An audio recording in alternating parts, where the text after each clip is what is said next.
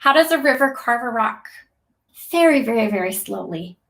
It doesn't just blast through, right? So instead of asking one big question where the answer is probably no, you're going to ask 100 small questions whose answers are yes.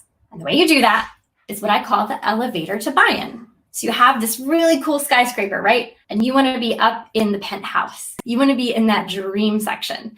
You have to get into the building first, and you've got to go all the way to the top. You can't just enter the building up here. It doesn't work that way. So you have to go through all the steps. You can't take shortcuts. The elevator is the shortcut. So if your dream up here is a design sprint or an innovation project, whatever your big dream is, you have to abstract that down, down, down, down, down to the tiniest little MVP, the tiniest version that's even still closely related to what you want to do. So true story, for a design sprint, I once ran a 5-minute brainstorm.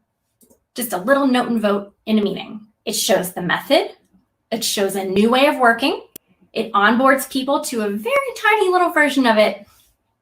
You can take that a step further. So what you'll do is take it all the way up, build on it, build on it, build on it. Yes, you can do a note and vote in a meeting, no problem. Yes, you can do a brainstorm in the next meeting, no problem. These little quick wins get you just enough buy-in to get your next big win. You're not trying to get all the way up to the top yet. You're not skipping steps. You're going as slow as you possibly can. But the slow way means once you've built all of this credibility with the buy-in, you've got it for life, unless you totally blow it in the design sprint, which happens. Totally happens.